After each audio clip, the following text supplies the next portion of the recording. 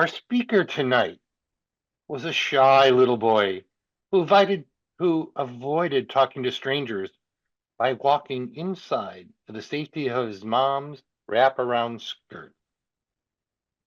He turned that shyness around and today is an award-winning speaker and presentation skills coach. Over the last 3 years, his clients have won 85% of their contests, including the National Speakers Association Storytelling Champion and the last two District 101, that's the San Jose Greater Area, International Speech Contest Champions. He has coached over 24 NSA Hall of Fame speakers. As a former stand-up comedian and contributing writer to The Tonight Show, our speaker will be the first one to tell you jokes aren't funny. However, humor is an underutilized superpower that few understand how to create. You either have it or you don't. Not true. It's a process. Tonight, he's going to gift us 52 humor tips to take away, as well as 3 main areas to ramp up your contest speaking.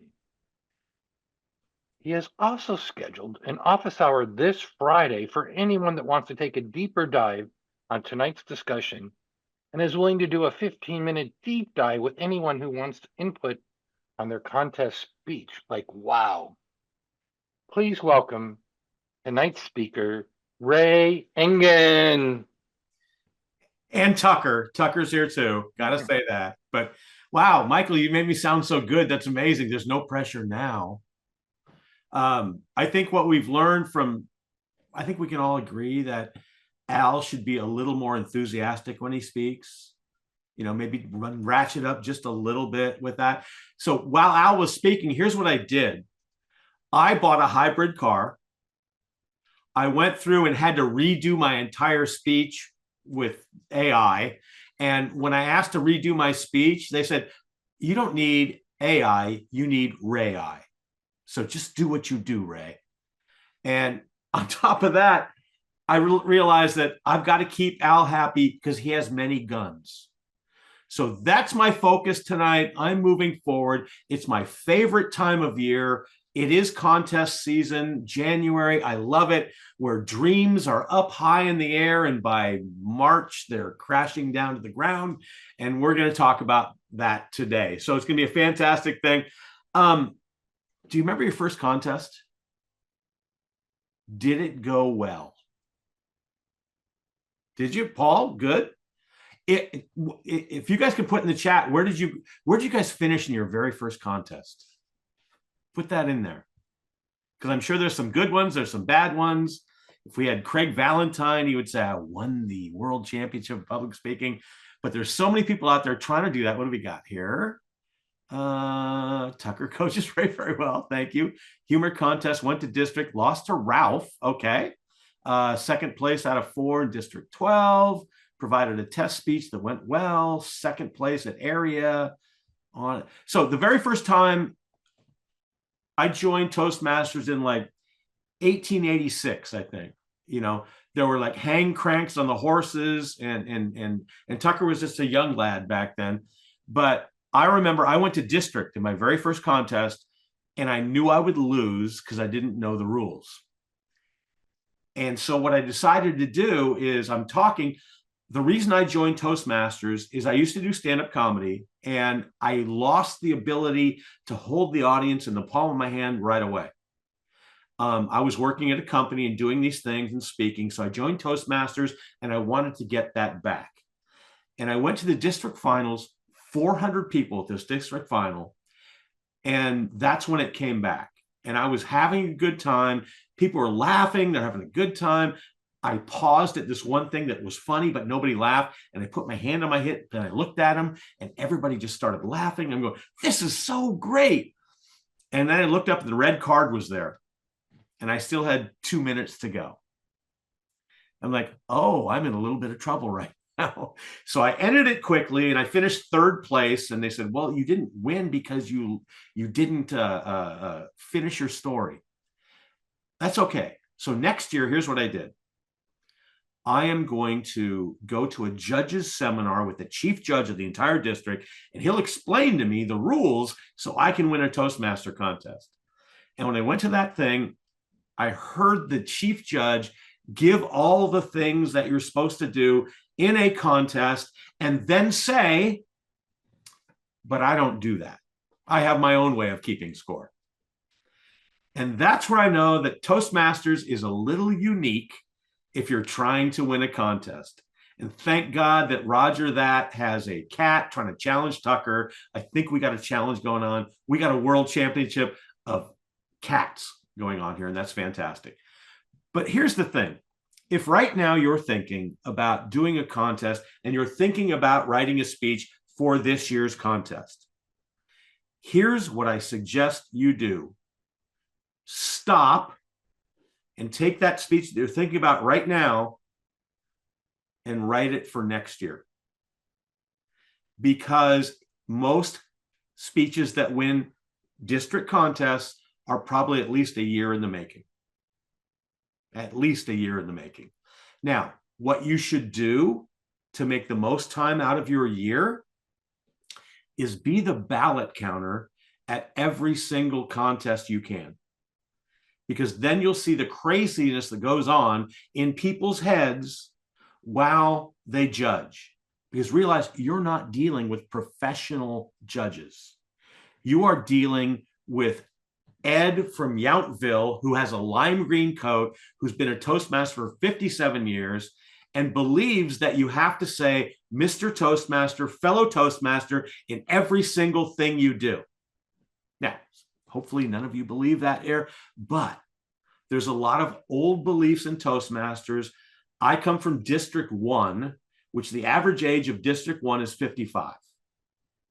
So realize that your judges, do you lower the age in the room when you go to Toastmasters? And you have to think like them in order to be like them. And here's an example of what I mean. I had a friend that was in the District 57 finals, and I was coaching him, and he had a great speech, but it was on a bad subject. He was depression. And when I was the ballot counter that year, because I couldn't be a judge, I was the ballot counter. He won on 5 judges' cards and wasn't mentioned on the other 15. How could that possibly happen? I don't know, don't care. But here's what I learned. You don't have to win every card that you see in this game. You have to be on every card, though. So if you're talking about something that's very controversial, the odds are there's going to be 1 or 2 judges that do not vote for you. That do not vote for you. So that's one thing I would definitely say to everybody at a district finals, at least, if you're not competing, be a ballot counter so you understand the thought process of the judges. Because has anybody else seen some wacky things in Toastmaster contests where you look at the winner and you go, right? Did I go mute for a second there? Because I said that out loud. Okay. Cheryl got it. All right. So also, when you're creating your speech, if right now you're in the process of practicing for your district and you have this speech that you think is kick-ass and it's 7 minutes and 25 seconds, you need to change it because this is going live. It's the first time in 5 years that everything is live. And that 7 minute and 25 second speech is going to be 9 minutes and 15 seconds if you do it live, because you have to prepare for laughter and people going, ooh, that's great. Here's another topic. And one of the things I'm going to give you guys, if you guys actually write a review at the end of this thing, I'm going to give you 52 humor tips on how to create humor and where it comes from and what you do with it. Because if you don't have humor in your speech, the odds are you will never win your district. You might win your club, you might win your area, you might win your division, but you'll never win your district. You will never be the world champion of public speaking. Because humor is instant trust, likability, and rapport. If it's not in your speech, You've all heard about creating conflict in your story. You have to release that conflict. And the way you release that conflict is through humor. If that's not in there, it doesn't work. The other thing is your story has to be relevant. And I'm going to give you 3 words that you really need to use with your speeches. But if your story isn't relevant, it doesn't relate to the other people. For example, one of my clients just won the National Speakers Association Last Story Standing national contest, and it went from club to club again. They had 2 of them, then state, then regional, then finals in front of 2,000 people. And his story was a 15-minute story that had to be told in 5 minutes. And it was about shopping on Black Friday at Macy's. The other 2 stories, one was about a guy who got run over by a boat and survived, which is a great survivalist story. But who's been run over by a boat before? Okay. The other one was about a woman, and her story was hysterical and it was fantastic, but it was about a woman who her ex-husband moved in across the street with her new husband, and it had a great message that wasn't really relatable to business. That's about, Al talked about knowing the rules. In the NSA, it has to be about a business related thing. So her ex-husband moved in across the street from her with her new husband, and the message was, one man's trash is another man's treasure.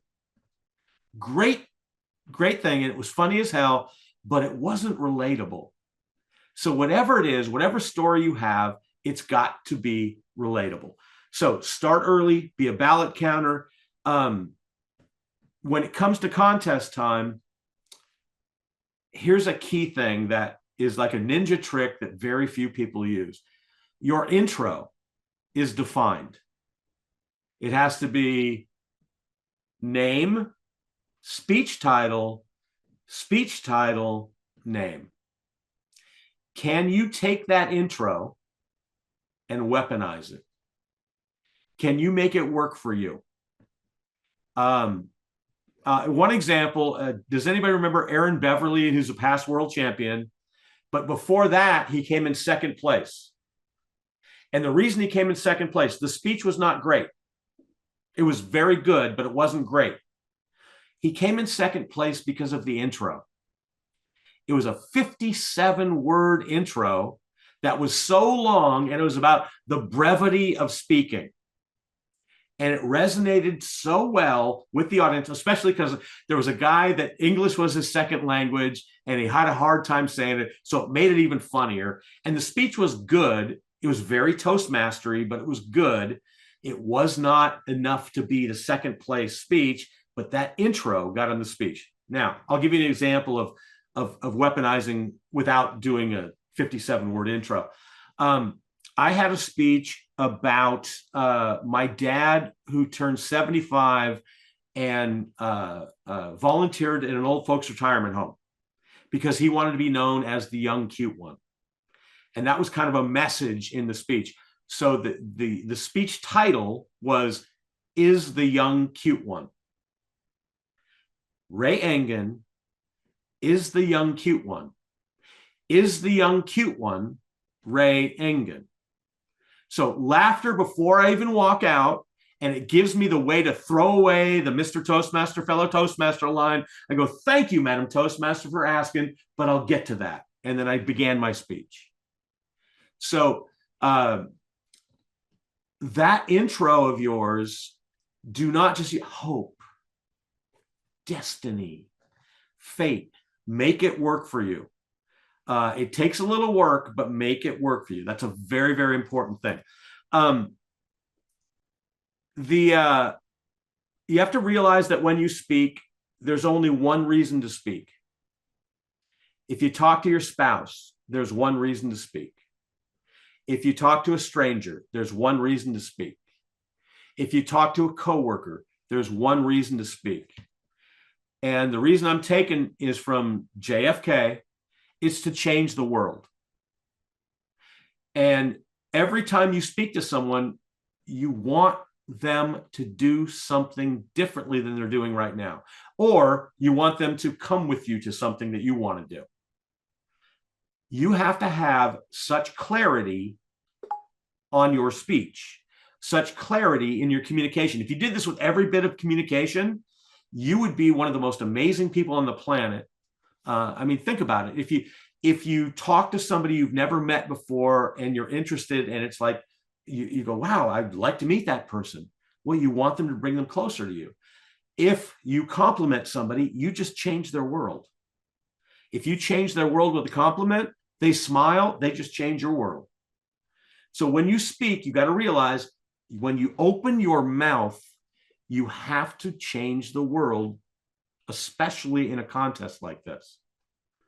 And the clarity of your speech, you have to realize before you start how you want to change the world when you're done with your 7.5 minutes.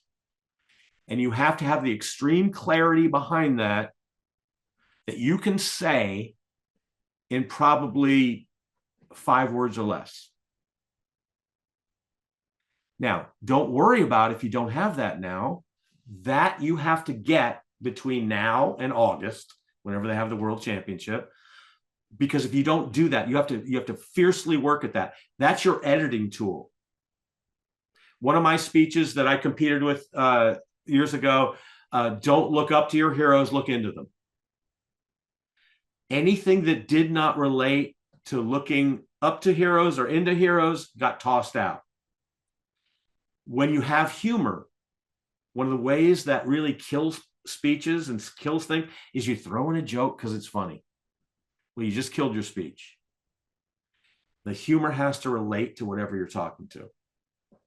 And again, I'm talking on like a 50,000 feet level. I would love to dial in, and I set up 11 o'clock on Friday this week.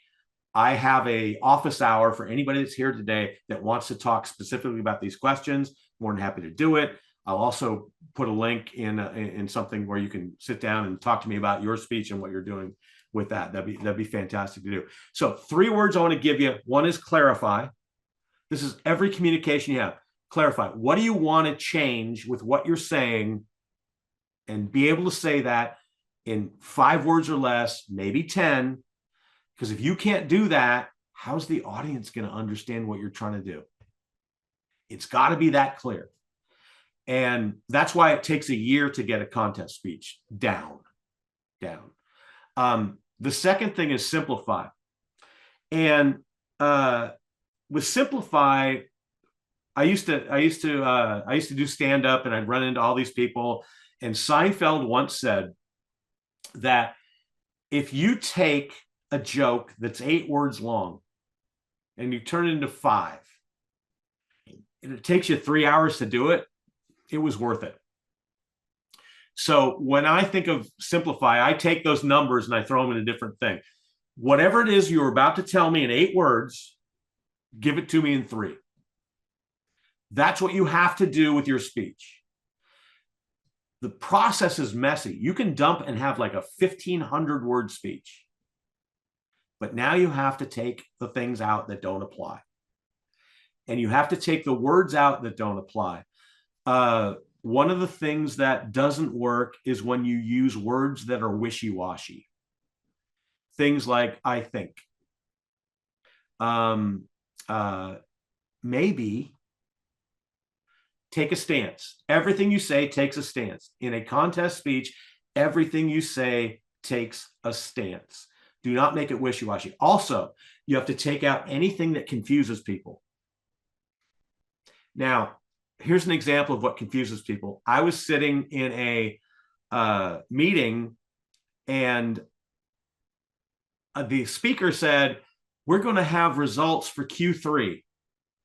And a guy in front of me said, what's Q3? 97% of the people in that room knew what Q3 was. He lost 3 people for about 30 seconds because he asked that. The guy in front of me said, what's Q3? He's gone for the next sentence or 2. His friend who explains what Q3 is gone for the next sentence or 2. I'm lost for the next 45 seconds because I'm going, oh my God, this is a lesson I can give to people on how not to have their speeches be clear. So make sure you take out anything that confuses people. Do not include initials. To get to the final round, your judges can be from different countries. Do not use solely American references in your speech. That'll get you to the district and might win the district, but it might not win the final thing. So simplify is another word. Wishy-washy words. I think, if you ever put I think in a story, here's what your audience hears. And not all of them, maybe 20% of them. Do you want to lose 20% of the votes? No, you don't. I think equals, hey, you dummy. Remove all of those. That's one of the things when Jeff, the guy who won the NSA championship, he had these things that you put in to be polite. And being polite lessens the power of your speech. And it reverses the effect you're trying to make. You're trying to get people to listen to you. We don't want people who are nice and polite. We want people who are comfortable and confident. So when you take a stance, you elevate in the audience's eyes. So the three keywords: simplify, clarify. Those are the last two I talked about. The third one is amplify. The detail of your speech has to be so impeccable. And what I mean by amplify, you need to take every single sentence and put the most important word at the end of the sentence. Time never ends a sentence. A horrible example on the news, you see this all the time.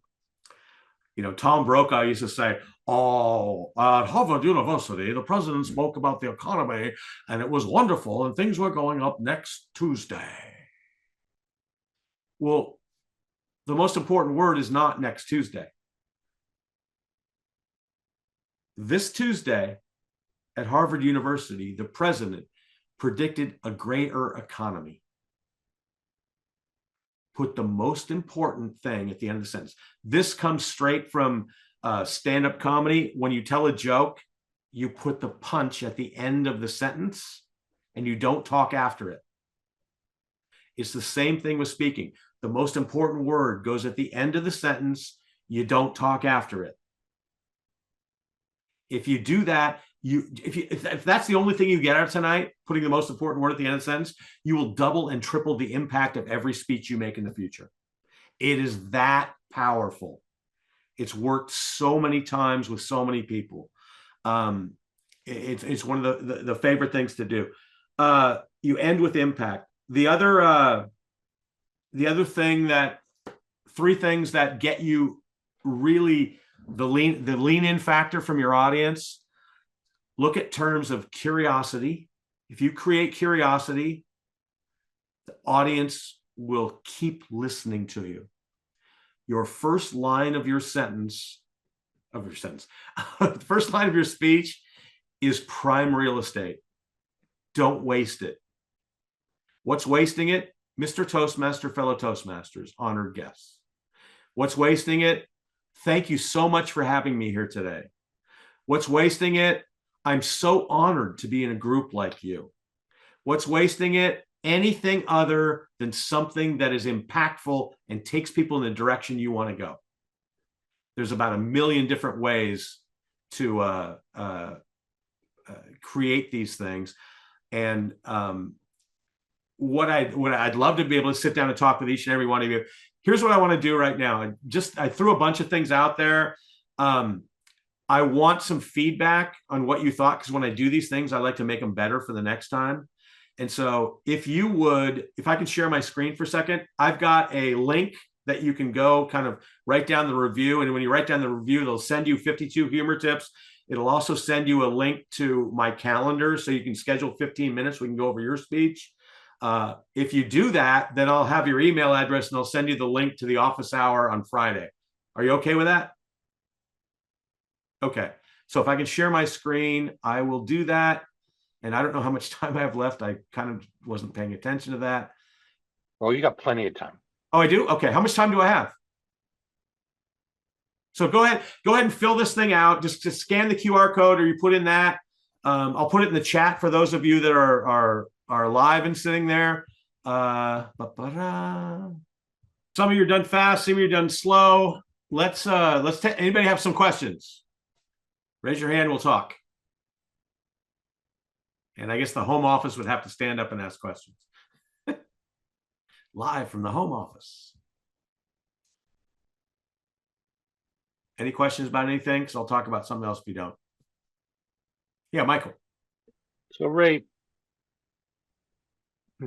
I've had every role, including being a ballot counter at the World Championship and a judge. Yeah. I can promise you the judges of the World Championship follow the judges. They do. They have to. And by the way, sometimes the best speakers go over time. Yeah. And so, as Al said, follow the rules. Now, my question really is about authenticity. Sometimes people give a great speech, but it has no bearing on reality, and it's funny and entertaining, and there's a lesson, but I know they didn't live it, and I don't. It rubs me the wrong way, even though it's a beautiful speech. What is your position? I'm not saying you have to live it, but you can't just make stuff up because it fits your story. Now, I understand you have to embellish sometimes. Yeah, that's my question. So the key thing with that, because that's a great question, and the key thing with that is to deal with the emotional truth. For example, and Darren LaCroix uses this example all the time. His favorite movie of all time is Rudy. And in Rudy is this small little guy who goes to try to play football at Notre Dame. And his brother in the movie tells him that, you can't do this. You can't do this, blah, blah, blah, blah, blah. Well, in real life, Rudy had 15 brothers. You can't do a movie with 15 brothers, so they condensed all brothers into one. And that's an example of how you can alter the reality, but keep the emotional truth. I have a speech about our neighborhood kid that was the scientist. His name is Shoebox Billy. He used to change people's minds by throwing things in a shoebox and using your willpower to change them. And there's a thing where he fell out of the tree and did all this and then wind up catching cancer. And we cured his cancer with a freaking shoebox that cured cancer. And it's a great story. Shoebox Billy is a compilation of every kid in the neighborhood that we had, because we did all that with everybody, but we didn't do it with one guy. And when I do that story, I get choked up because I remember all the kids in the neighborhood. You have to connect to your past. And where people, one of the things that you have to do, and the things I would tell you to do when you're preparing your speech, you think of these things that happened to you. What you really need to do is take them to Starbucks and talk about them to people in line with you, and use the world as your canvas to create these things, because you don't have enough speaking opportunities where you can say these stories. Because here's the problem with speaking at this level. You have to go to so many places to do the speech so many times that the emotion of it gets sucked out of you to a point where you can add it back in. And you have to rehearse it so often and know it so well that you don't have to think about it. So on top of this speech you're giving, you're in the moment with the audience you're talking to. When I went to the regionals one year, I was doing a story about my 5th grade teacher that changed my life. And I was telling the story. I was in Ukiah, California at 6:45 in the morning at this place that was in a church with 2 Bibles in each seat. And I was talking about this teacher got thrown out because he was gay. And I know somebody's going to bring that up, but I'm telling the story about how he changed me into a better person. He gave me the best piece of advice I've ever had in my life. And while I'm speaking in the story, I know the story so well, but I noticed this one woman, there's a pole in the middle of this church. And as I walk from side to side and doing things, she's following me around that pole. But I looked at her face and I realized that this is the moment she needs to hear. And I'm not sure why, but I made a conscious commitment to stop moving so she could watch me easier, because I was comfortable enough with the speech at this moment. I knew everything people were going to say at the end, but there was something about her that needed to be addressed. And what happens when you do that uh, uh, that person will wait around and everybody will talk to you, and that person will be the last person that comes to talk to you. And there was a guy said, well, you shouldn't talk about the gay teacher. And then you could have done that speech without the gay teacher. I go, thank you very much. And here's the thing. When you get feedback in your speech, you have to listen to it. And if you hear it over and over again, it's a problem. But if you only hear it once or twice, you have to consider the source. Who is this person giving me advice? Well, I'm the sergeant at arms in my club, and I'm a first-time Toastmaster, and I never and ah. Thank you so much for your feedback. But if you hear it 27 times from people, if you hear it from somebody that was a world champion or has coached world champions or done stuff like that, you go, maybe there's something to it. So you have to, because the first time I did that on this tour that I'm talking about with this teacher, I incorporated every piece of feedback they get, and I broke the speech. I 100% broke the speech. But in this moment, this teacher waited and she came up, and this is when I actually became a speaker, because what she said to me is, I'm a teacher, and what you said about your 5th grade teacher made me want to go back to my class and do the things that your teacher did for you. So my students will now talk about me the way you did 30 years later. And that's when I realized the game we were playing. That's the rules of the game. And I told that to Darren LaCroix, who would actually help me on this journey when I first went to the regionals. And his quote was, Ray has a very powerful message. He influences the influencers. And that's on my website till today. But these moments are the things that make you into who you are and the speaker that you are. You have to be authentic. You have to relive the story. And one of the things, remember, your enthusiasm is contagious. If you're telling a story, if you're telling a speech and you're thinking about what you're saying, you will never get very far. You have to get out of your head and into their shoes. And you have to be enthusiastic about it. Al was a beacon of enthusiasm talking about AI.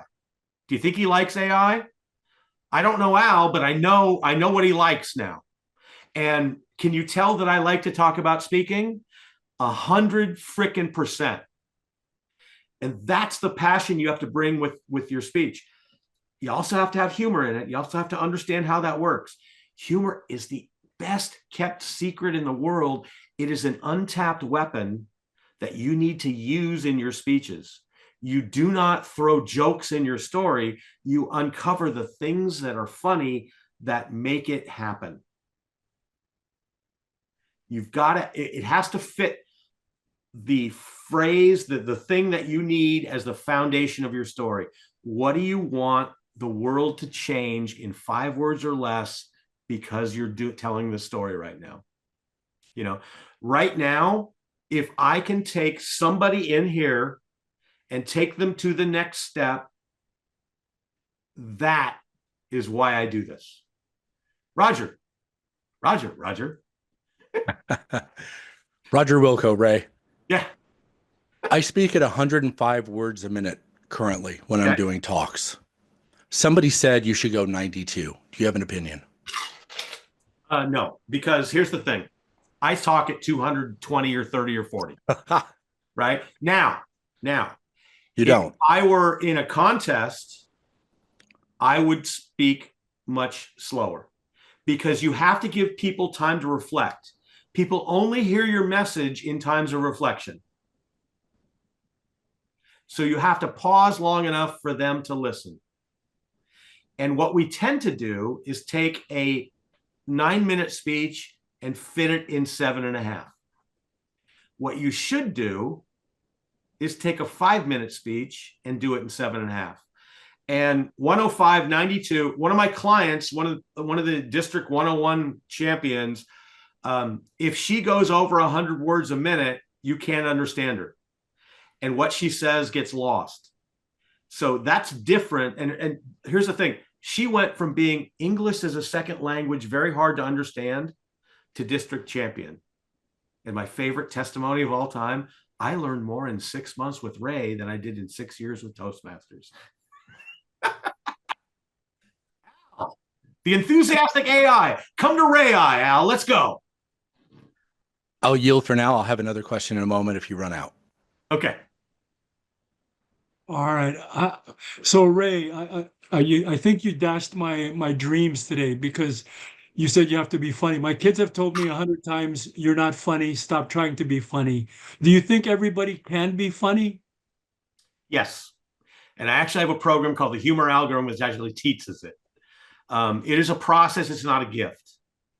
And what you do is if you're not you don't have to be funny. You can let other things do that for you.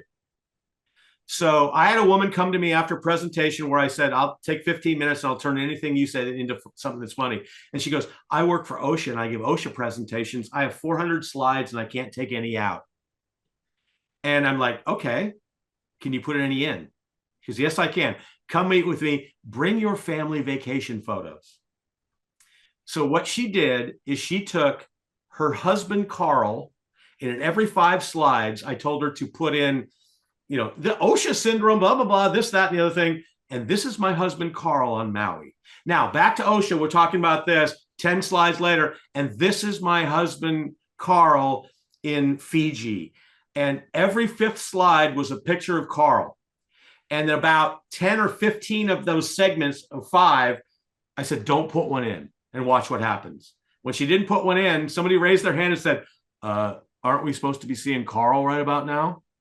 So this was a boring presentation that no one usually listened to, that now everybody was hanging on to because of Carl. So you don't personally, Al, have to be funny. There are ways to make it funny. 100%. Roger that. Wait, Roger, you don't get a second chance. We have Marjorie and Sharon. All right. Okay. Come to Friday, Roger. We'll talk. Marjorie. I understand, Ray, you're having office hours on Friday. Yes. Will the when and where information be put in chat? So if you did that, if you did the QR code or went to that thing, it goes in, and I'll set, you get the thing with the 12 52 humor tips. I will take the people that signed in on that thing, and I will send them the link to my my thing for Friday. Okay, yes, I did that. I did that. I will send it to you. Thank you. Yep. And there's always something I forget, so I'll probably send you a thing tomorrow that tells you something I forgot to tell you today. Sharon. First of all, thank you for mentioning Aaron Beverly. He has to be my favorite international speech contest winner in the last few years. He is just amazing. Yep. One of the things I've noticed with those winners is that there seems to be a real formula for the organization of their speech, where there's a little bit of a message, like a little intro, then a story, very engaging story, like Aaron Beverly's championship speech, and then here's the wrap up, right? Here's the point of the whole story. Is that the formula that's like expected? It's the winning formula, or what do you think? What I think is you need to be acceptably unusual. So you have to stand out from a formula. So if 5 people have done it in the past, you have to do something different. But you have to take into consideration that formula and adapt yourself to it. What I think, what really resonates with people, however you start, if you tie it into how you end, that's an attractive quality in any speech. What are you doing to set yourself apart? Mark Brown came out singing. That's something that works. I've been to the World Championships before. And when somebody asked about the number of, I think it was Roger, 92 or 105, the guy who won in Cincinnati in 2013, I think, his speech was 497 words. 497 words. So the first speech I went to district finals with was 910 words. How fast was I talking? Really fast.